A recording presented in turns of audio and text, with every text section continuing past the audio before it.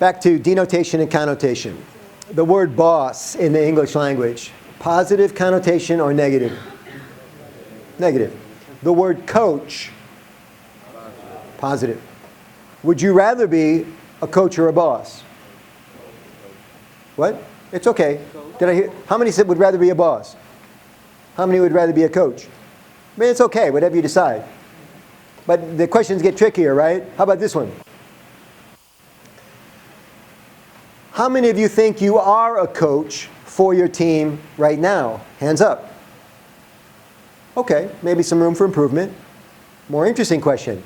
How many of you, when we asked your team if you're a boss or a coach, what would they say? Because that is who gets to decide which one you are. You don't get to decide. You can think you're a coach all day long. But if we poll your team and they say you're a boss, that's what you are. Does that make sense to you? Now, I want to do an interesting exercise. Go back home. Thank you. Go back home and ask them at their next staff meeting, your next little get-together, your huddle. If you're like Marriott, you're working quickly, you do these things called stand-up meetings, huddles. Just here's what we're going to do today. Take 5 minutes. You don't even set up chairs for this. But it's a nice ping with everybody, right? And you go, listen, I was thinking the other day about the difference between a boss and a coach. Boss is usually more pushy, hard to get along with, maybe not as friendly of a personality. Coach is same kind of authority figure, but he's working with you. He never yells at you. He's more of an advocate than an adversary, And I want to be a coach, but I don't know that I am a coach. I just want to ask you, how many of you think I'm a coach, and how many of you think I'm a boss? That might be interesting. Yeah. And then you'd know the scorecard, and then you could go to work on it. Why not ask them? Because that's the only way you're going to find out. By the way, I'm not creating policy here today. The Ives brothers know this. I am asking questions. You create your own policy. I am asking questions. That's what consultants do. We ask questions, and then we leave town. Except I don't have to leave town because I live here. Okay, now. More about being a coach. One of the best ways to be a coach, where a boss tells you how it's going to be, right? You're going to do this right now and you're going to like it, And I'm being a little dramatic here. Boss tells you how it's going to be. A coach offers choices. Wait a second, huh? You're talking about my bad news bears. How can I offer the worst guy on my team choices? That's not going to go well at all. How does that work out, Michael? Because the choices that you offer are all yours. Back to my friend that works at the spa, who needs to get her people to come to work. Kelly, I'm just calling to remind you that you don't have to come to work every day. But you have to come to work every day if you want to keep working here.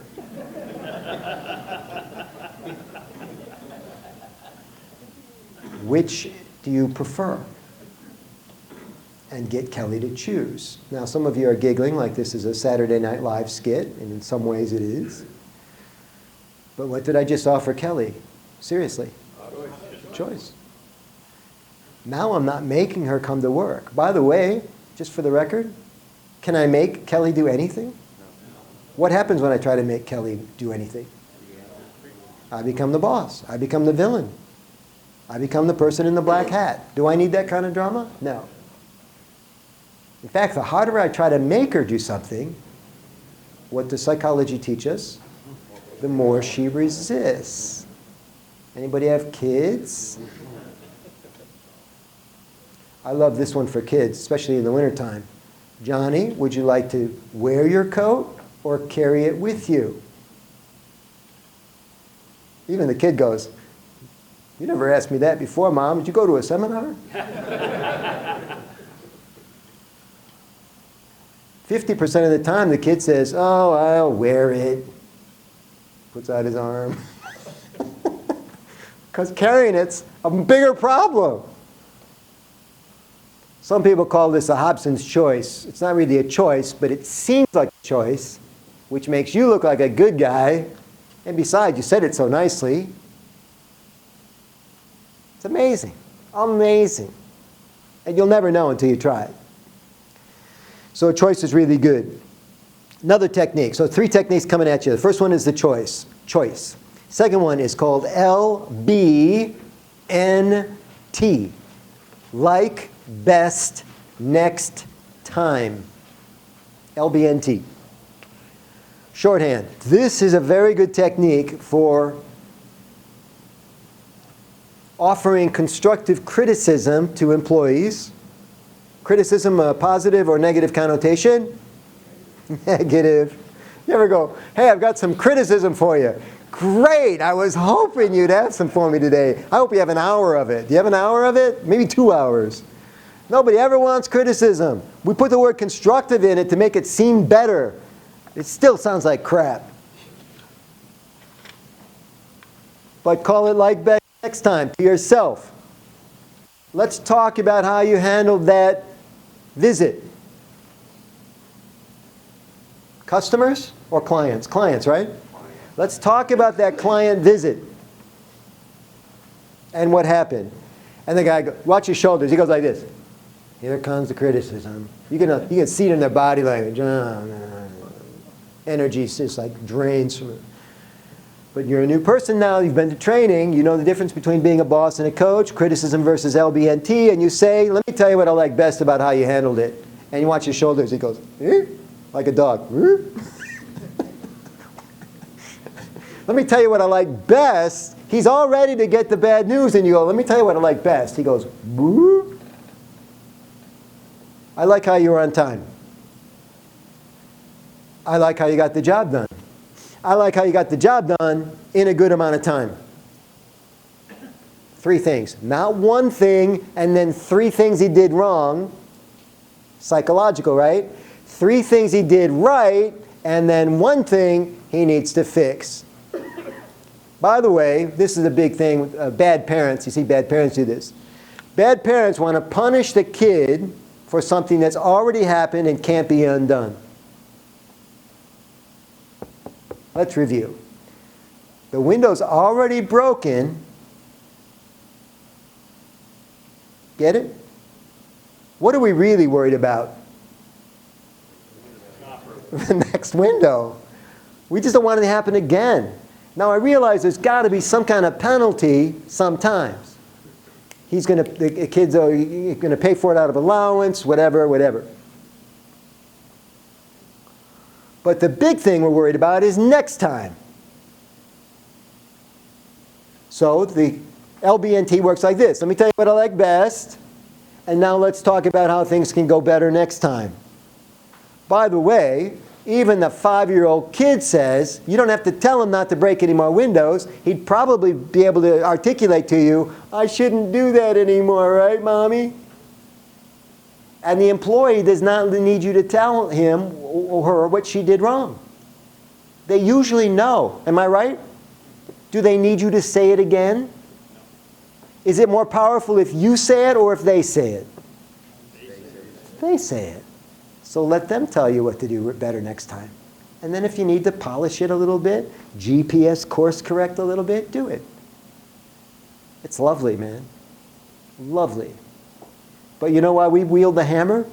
Because that's what we do as bosses. That's what the boss does.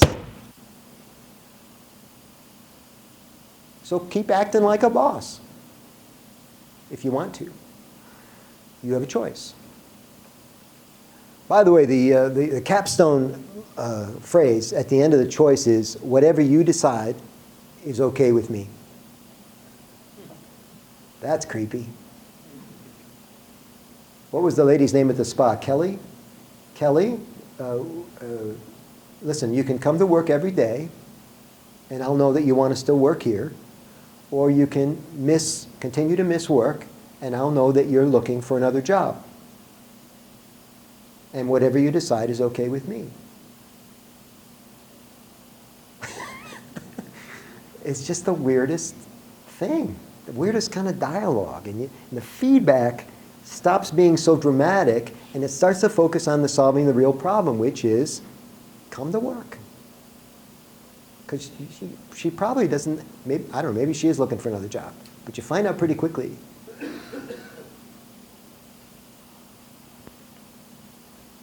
So like best next time. Three compliments, and then get them to tell you what could be better next time.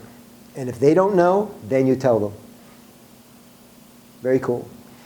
Technique number 3 for coaching versus bossing. I love this one. This one's called triangulation.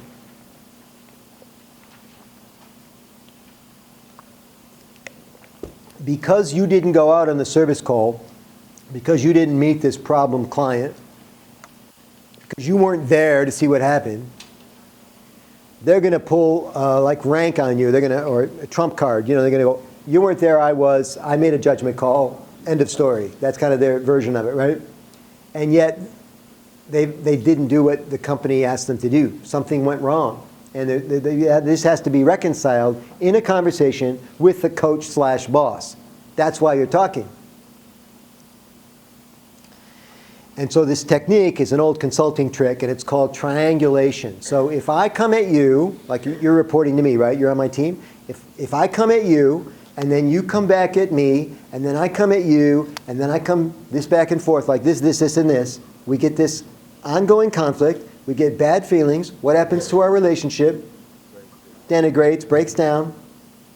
We stop respecting each other. We stop being civil to each other. It happens all the time, right?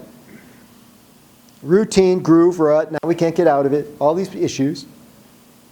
Let's avoid that. If this is me and this is you, let's introduce a third point. That's where the triangulation comes from. And the third point is the triangle. This is the client. So draw a triangle in your notes and label the 3 points. Client, employee, EMP,